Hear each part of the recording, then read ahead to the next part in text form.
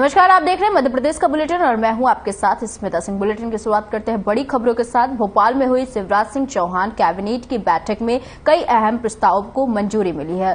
दमोह में एमबीबीएस के 100 सीटों वाले नए चिकित्सा महाविद्यालय के लिए स्वीकृति मंजूर की गई है और कैबिनेट की बैठक में वन्य प्राणियों से होने वाली जनहानि पर मिलने वाली अनुग्रह राशि को दोगुना किया गया है। अब 8 लाख रुपए मिलेंगे। मध्य प्रदेश कलाकार कल्याण कोष निगम 2023 जारी करने की स्वीकृति भी मिली है और कलाकारों को मिलने वाली सहायता राशि बढ़ाई गई है। नर्मदा घाटी विकास विभाग में 6,474 अस्थायी पदों की निरंतर से जारी रखने के लिए नर्मदा घाटी विकास विभाग को प्राधिकृत करने की स्वीकृति दी गई है। वहीं स्टार्टअप नीति में संशोधन की स्वीकृति भी दी गई है। वन्य प्राणियों से जनहानि हो जाती थी और उस जनहानि में 4 लाख रुपया कुल दिया जाता था किसान को, मजदूर को या व्यक्ति को। आज माननीय मुख्यमंत्री जी ने इसको दोगुना कर दिया है। 4 लाख से बढ़ा करके 8 लाख रुपया इस राशि को किया गया है। एक अन्य निर्णय में Madhya Pradesh power generating company इसके नवीनीकरण और आधुनिकीकरण के लिए भी आज 85.35 करोड़ की स्वीकृति कैबिनेट के द्वारा की गई है। इसमें ग्रिड में सुधार, पावर सिस्टम में डेवलपमेंट में, कई चीजों में इस जनरेटिंग कंपनी के सुधार के साथ में ये शामिल है। रविवार को महाकाल लोक में आंधी तूफान की वजह से सप्तऋषि की 6 मूर्तियां क्षतिग्रस्त हो गई। आपको बता दें कि क्षतिग्रस्त होने के बाद महाकाल लोक में आंधी तूफान की वजह से जो है क्षतिग्रस्त हुई और इसके बाद कांग्रेस और बीजेपी के बीच सियासत गर्म हो गई है। जहां कांग्रेस इसे भारी भ्रष्टाचार बता रही है तो खुद नगरी के प्रशासन मंत्री भूपेंद्र सिंह ने प्रेस कॉन्फ्रेंस कर इन आरोपों का जवाब दिया है। भूपेंद्र सिंह ने कहा है कि एफआरपी से बनी 6 मूर्तियां क्षतिग्रस्त हुई है। जिस कंपनी ने इसे लगाया था उसे दोबारा ठीक कर रही है और कहीं कोई भ्रष्टाचार नहीं हुआ। और साथ ही भूपेंद्र सिंह ने कहा है कि अगर कांग्रेस के पास भ्रष्टाचार के कोई सबूत है तो वह सार्वजनिक करे।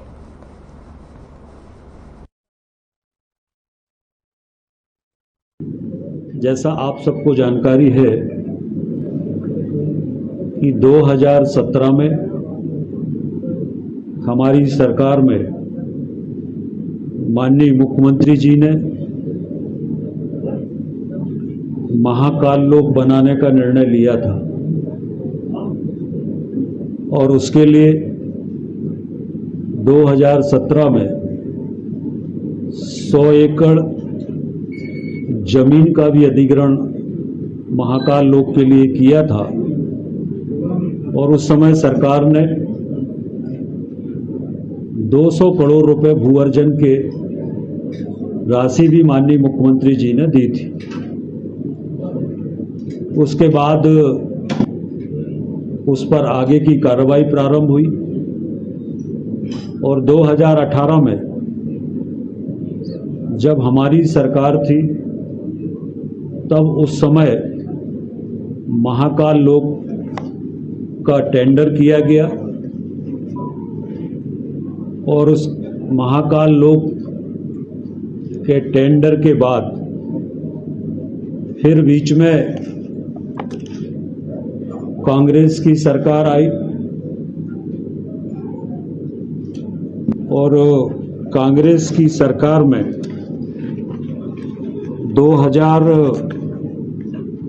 7 मार्च 19 को इसका वर्क ऑर्डर जारी हुआ। तब भी कांग्रेस की सरकार थी। 18/6/19 को इसका जो आर्ट वर्क और मूर्ति वगैरह जो लगना थी इनका निर्णय हुआ, तकनीकी स्वीकृति हुई। उस समय भी कांग्रेस की सरकार थी।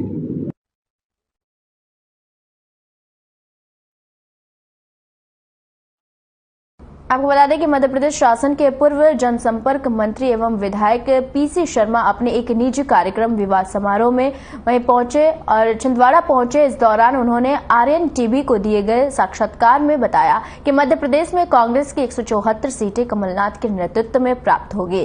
साथ ही उन्होंने कर्मचारियों वहीं असंतोष के बारे में भी बताया। यहाँ पर मैं आपसे बात कर रहा हूँ, 106 फीट की मूर्ति उन्होंने यहाँ पे स्थापित की है और उनको हनुमान भक्त कहा जाता है। और मध्य प्रदेश में अगर राज लाना है वो हनुमान भक्त ही ला सकता है, जो आज तारीख में कमलनाथ जी है। तो आपका कहना है कि महंगाई मुद्दा रहेगा इस वर्ष? महंगाई, बेरोजगारी, 1 करोड़ से ज्यादा लोग बेरोजगार हैं। ये 100 से ऊपर डीजल पेट्रोल है, 1100 से ऊपर रसोई गैस के भाव है। हर चीज A to Z महंगी हो गई है और लोगों का रोजगार है। कोविड के बाद लोगों के रोजगार खत्म हो गए, तो मैं समझता हूँ, और भ्रष्टाचार चरम पर है। ये सब इश्यूज रहेंगे और ये इश्यूज कर्नाटक में भी रहे।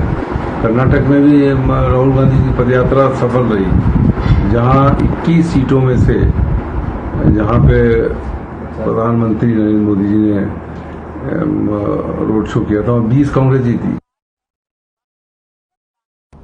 देवास जिले के नेमावर में चिकित्सा मेगा शिविर का आयोजन किया गया और कार्यक्रम का आयोजन राष्ट्रीय आयुष मिशन योजना के अंतर्गत किया गया और 1 दिवसीय आयुष चिकित्सा मेगा शिविर का आयोजन शासकीय माध्यमिक विद्यालय नेमावर में किया गया।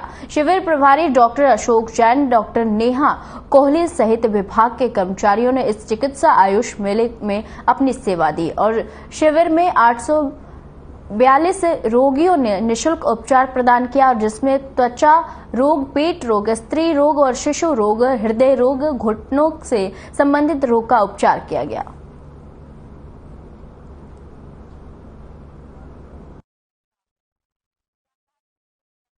आज ये शासन की योजना में ब्लॉक स्तरीय आयुष मेला था। यहाँ पर बहुत सारे विषय के पुस्तक थे और बड़ी संख्या में मरीज आए थे अपनी जांच कराने के लिए और आयुष को आधार पर अपने स्वास्थ्य को ठीक करने के लिए ये मेला। सर, आज खातेगांव के ब्लॉक के नेमावर में आज विकास खंडीय स्तरीय आयुष मेले का आयोजन किया गया है, जिसमें देवास जिले से खातेगांव, कन्नौज सभी जगह से चिकित्सकों पैरामेडिकल स्टाफ की यहाँ ड्यूटी लगाई गई थी।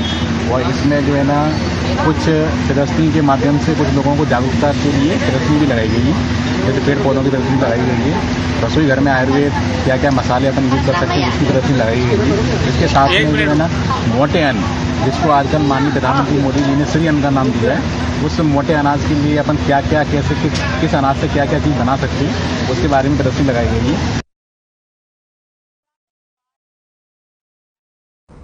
सर्व ब्राह्मण समाज मध्य प्रदेश के आह्वान पर अखिल भारतीय ब्राह्मण महासंघ के नेतृत्व में रैली निकाली गई और जिसमें नगर सैनिक के हुज्जत करते हुए कलेक्टर कार्यालय के अंदर घुसकर जमकर नारेबाजी करते हुए मुख्यमंत्री के नाम ज्ञापन सौंपा गया। और ज्ञापन में सर्व ब्राह्मण समाज देवास ने मांग की है कि जिस तरह से SC, ST, पिछड़ा वर्ग एवं अल्पसंख्यक छात्र छात्राओं को छात्रवृत्ति प्रदान की जाती है, उसी तरह आर्थिक रूप से कमजोर ब्राह्मण के बच्चों को छात्रवृत्ति प्रदान की जाए। इस दौरान इंदौर के पंडित विकास अवस्थी समेत अनेक समाजजन मौजूद रहे।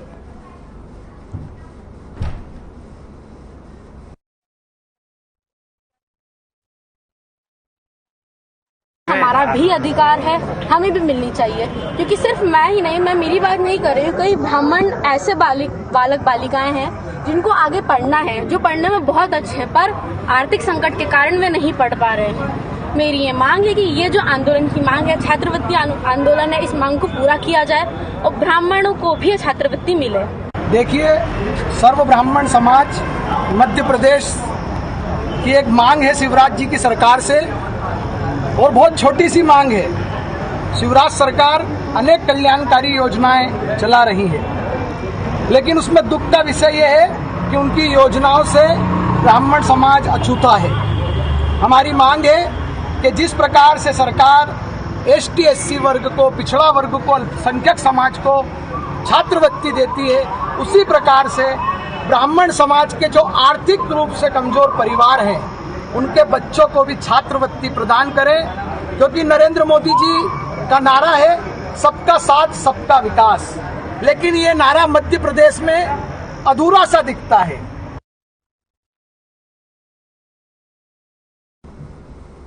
धार जिले के विकासखंड उमरबन के ग्राम लवानी जॉब कार्ड के नाम पर धोखाधड़ी का मामला सामने आया है। आपको बता दें कि गांव के रहने वाले जिंगा लाल की 6 साल की बच्ची के नाम से जॉब कार्ड बनाकर फर्जी तरीके से राशि निकाल ली गई और उसके परिवार के अन्य 4 सदस्यों के नाम से भी इसी तरह से रकम निकाली गई। आपको बता दें कि प्रधानमंत्री आवास के भी 2 किस्तें सन 2022 में दिए जाने के बाद बाकी की किस्त नहीं दिए जाने का से उसका मकान भी अधूरा पड़ा है।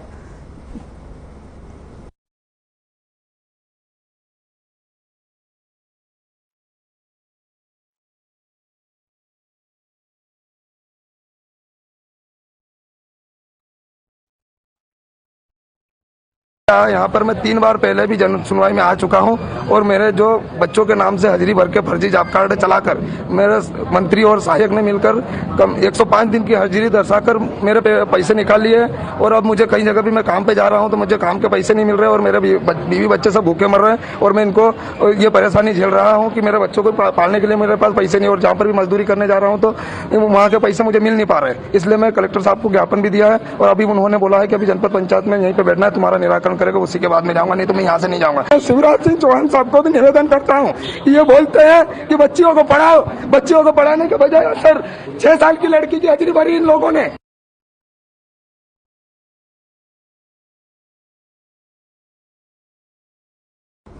मध्य प्रदेश की आर्थिक राजधानी इंदौर में सड़क हादसे लगातार सामने आ रहे हैं। एक ऐसा ही मामला लसुड़िया थाना क्षेत्र में सामने आया है, जहां एक 10वीं के छात्र का एक्सीडेंट हुआ और जिसे पैर में मामूली चोट लगी थी और परिजनों ने उसे राजश्री ओपोलो अस्पताल में भर्ती कराया, जहां उसकी इलाज के दौरान मौत हो गई। परिजनों ने इलाज में डॉक्टरों पर लापरवाही का आरोप लगाया है। वहीं पुलिस ने मामला दर्ज कर पूरे मामले की जांच शुरू कर दी है।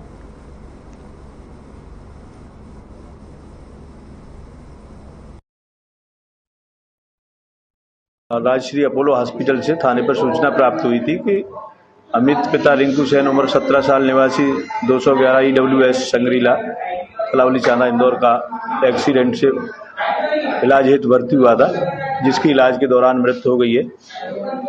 सूचना पर मृत क्रमांक 65/23 कायम करके जांच में लिया गया है। अभी मृतक परिवारजनों से चर्चा करते यह ज्ञात हुआ है कि कल दिनांक 29 को सुबह अमित अपने घर से मांग लिया कोचिंग के लिए जा रहा था। उसी दौरान वो रुचि सुहा के आसपास कोई वाहन खड़ा था, उसमें उसकी गाड़ी टकरा गई। टकराने से वो गिर गया, गिरने से उसके पैर फ्रैक्चर हो गया। राजश्री अपोलो विजयनगर वाले में भर्ती कराया और वहां पे उसकी मृत्यु हो गई है। लापरवाही तो देखिए ऐसा है कि घटना जो हुई है वो बच्चा कोचिंग पढ़ने जा रहा था और वहां पे कहीं रास्ते में खड़ी हुई गाड़ी से अनबैलेंसिंग होकर बाइक के पैर में लगा। ये रामबाग के क्षेत्र में एक हॉस्पिटल है राजश्री, वहां पे उन्होंने बोला कि इसको ओटी में ले जाना पड़ेगा, ऑपरेशन करना पड़ेगा और वहां पे कोई इंजेक्शन लगाया उन्होंने। उस इंजेक्शन लगाने के बाद में बच्चा ज्यादा घबरा गया और उसके बाद बच्चा होश खो चुका और फिर उसने बात ही नहीं की और वहां से उन्होंने फिर जो है अपोलो के लिए रेफर करा, राजश्री अपोलो 54 के लिए 70 ईयर्स में यहाँ पे विजयनगर में। यहाँ उसको लेकर के आए, इन्होंने डॉक्टरों ने देखा तो इन्होंने उसको मृत घोषित कर दिया कि बच्चा खत्म हो गया है। क्या नाम? इंदौर पुलिस को एक बड़ी सफलता हाथ लगी है। बता दें कि पुलिस ने दुष्कर्म के आरोपी को गिरफ्तार किया है और आरोपी द्वारा इंदौर की युवती के साथ शादी का झांसा देकर दुष्कर्म की वारदात को अंजाम दिया था। घटना के बाद से ही आरोपी लंबे समय से फरार चल रहा था और आरोपी को गिरफ्तार करने के लिए पुलिस द्वारा विशेष टीम गठित की गई थी और जिसके बाद टीम द्वारा दिल्ली में उसकी लोकेशन मिली और जहां पर आरोपी को गिरफ्तार किया गया।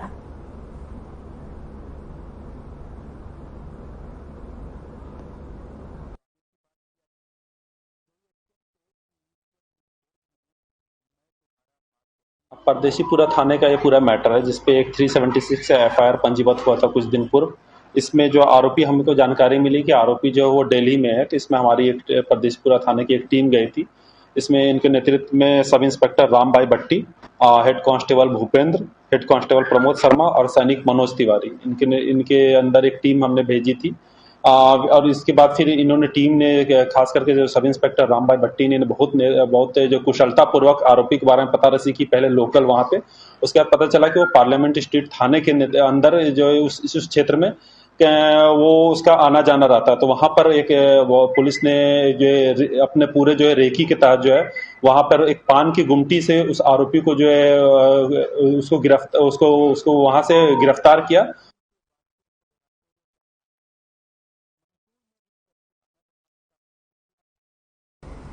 मध्य प्रदेश की आर्थिक राजधानी इंदौर में दुष्कर्म जैसी घटनाओं के मामले लगातार सामने आ रहे हैं। इंदौर के कनाडिया थाना क्षेत्र का ही रहने वाली एक नाबालिग पीड़िता ने थाने पहुंचकर शिकायत दर्ज कराई थी कि उसके पड़ोस में रहने वाले एक युवक ने पहले उसके साथ प्रेम प्रसंग किया और उसे शादी का झांसा देकर कई बार शारीरिक संबंध बनाए। वहीं जब पीड़िता ने आरोपी पर शादी करने का दबाव बनाया तो युवक ने उस पर चाकू से हमला कर घायल कर दिया। पीड़िता की शिकायत पर कनाडिया पुलिस ने दुष्कर्म, चाकूबाजी और पोक्सो एक्ट के तहत मामला दर्ज कर युवक को गिरफ्तार किया है।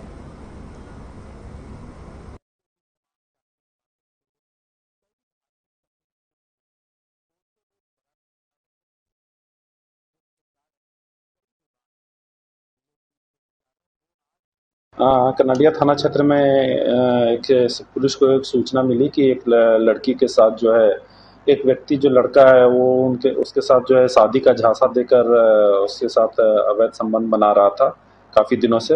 और उसके बाद फिर किसी बात पे उनका विवाद हुआ तो उसने चाकू से हमला भी किया। जब पूरा मामला पुलिस के संज्ञान में आया तो पुलिस ने इस पर तत्काल जो है अपराध 376, 324 व अन्य आईपीसी के अन्य धाराओं एवं पॉक्सो एक्ट के तहत पंजीबद्ध किया। इसके बाद फिर पुलिस ने जो आरोपी जिसके खिलाफ जो शिकायत हुई है, अपराध पंजीबद्ध हुआ, उसको आरोपी को राउंड अप किया गया और इसके बाद फिर माननीय न्यायालय में उसको प्रस्तुत किया जाएगा।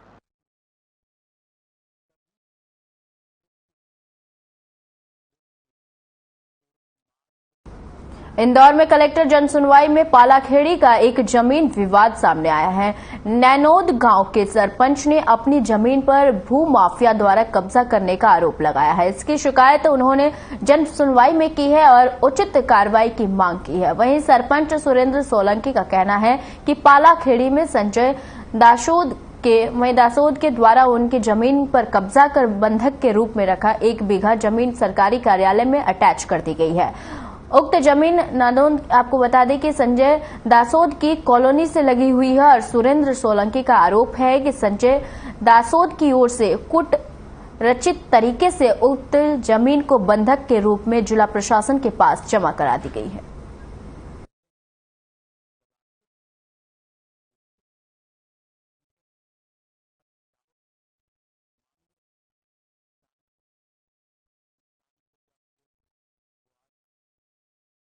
मेरी जमीन जो पालाखेड़ी में है उसमें मेरे ही पड़ोसी संजय पिता देवेंद्र दासोद, नीरज सचदेवा एवं सागर पिता गोविंद चावला द्वारा कब्जा कर लिया है। साथ ही जो शासन के साथ में कुट रचित तरीके से वही प्लाटों को बंधक रख दिए हैं, जबकि वो जमीन स्वयं की मेरी है। वो आज भी मेरे नाम से है। वो मैंने ना पे किसी दस्तावेज पे कहीं पे साइन नहीं करे है। उसमें कुछ अधिकारियों के भी मिलीभगत है, उसी कारण इतना बड़ा सब ये जमीन का खेल हुआ है। परासिया विधानसभा क्षेत्र के अंतर्गत आने वाले गांव जमुनिया पठार में 2 परिवारों के बीच जमीन को लेकर विवाद हो गया और जिसमें एक शख्स की हत्या हो गई और 2 गंभीर रूप से घायल हो गए। घटना की जानकारी मिलते ही शिवपुरी थाने की पुलिस घटनास्थल पर पहुंची और दोनों गंभीर घायलों को तत्काल अस्पताल भिजवाया गया, जहां से उन्हें छिंदवाड़ा रेफर किया गया और पुलिस मामले की गंभीरता से जांच करने में जुटी हुई है। फिलहाल आरोपी को अभी गिरफ्तार नहीं किया गया है।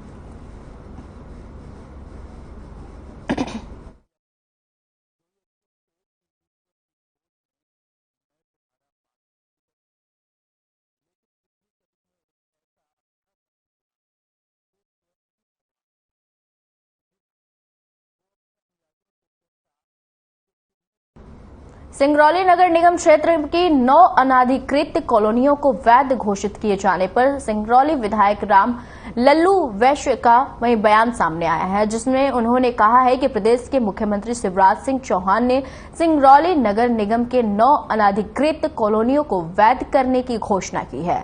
अब इन कॉलोनियों में पानी, सड़क जैसे तमाम सुविधाएं आसानी से उपलब्ध कराई जा सकेगी। विधायक राम लल्लू वैश्य ने इन कॉलोनियों को वैध घोषित किए जाने को लेकर खुशी जाहिर करते हुए कहा कि प्रदेश के मुख्यमंत्री शिवराज सिंह चौहान द्वारा इन अवैध कॉलोनियों को वैध किए जाने का निर्णय लेना सराहनीय है।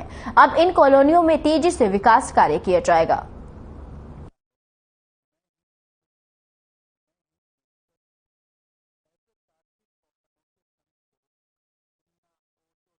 मध्य प्रदेश की अवैध कॉलोनियों को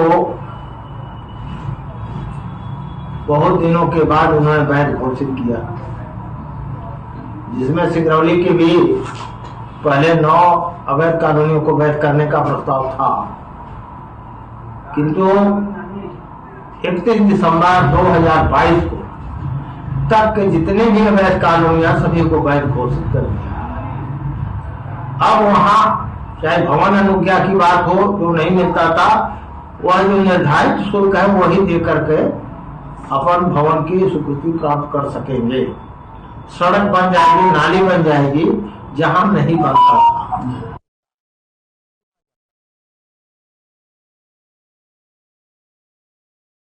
मनावर के जुड़वा भाई बहन ने 22 महीने की उम्र में आपको बता दें कि इंडिया बुक ऑफ और एशिया बुक ऑफ रिकॉर्ड में अपना नाम दर्ज कर गोल्ड मेडल हासिल किया है और उन्होंने यह सम्मान अपने बालों को कैंसर मरीजों को दान करने के लिए प्राप्त किया है। भारत सहित एशिया में सबसे कम उम्र के जुड़वा बच्चों के अपने बाल दान देने की अपने आप में यह पहली और अनोखी घटना है। खबर सुनते ही जैन परिवार सहित पूरे मनावर में खुशी की लहर दौड़ गई और आकाश जैन और डॉक्टर रजनी जैन ने बताया कि 3 जुलाई 2021 को जुड़वा बच्चे बालक अनग और बालिका अरज का जन्म हुआ था और 30 अप्रैल को मुंडन कार्यक्रम में उनके बालों को कैंसर अस्पताल से जुड़ी संस्था हेयर फॉर होप मुंबई को कैंसर पीड़ित मरीजों के लिए उनकी बालों की बिग बनाने के लिए दान में दिया था और संस्थाओं ने बच्चों को गोल्ड मेडल और प्रशस्ति पत्र देकर इंडिया बुक देकर सम्मानित किया।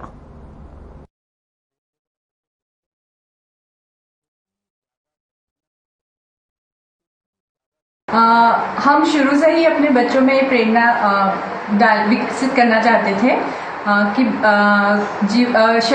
ईश्वर ने इतना बहुमूल्य शरीर दिया है तो हमारी हर एक वस्तु ज़रूरी है, इम्पॉर्टेंट है और वो किसी के भी काम आ सकती है। मैं शुरू से ही बच्चों को ये सिखाना चाहती थी कि जीवन में हमेशा किसी के काम आना चाहिए। हमारे उतारे हुए केश भी किसी के लिए यूजफुल हो सकते हैं, उससे भी किसी के लिए किसी को खुशी मिल सकती है, ये मैं उनको सिखाना चाहती थी। मध्य प्रदेश के बुलेटिन में फिलहाल के इतना ही। मुझे दीजिए इजाजत। नमस्कार।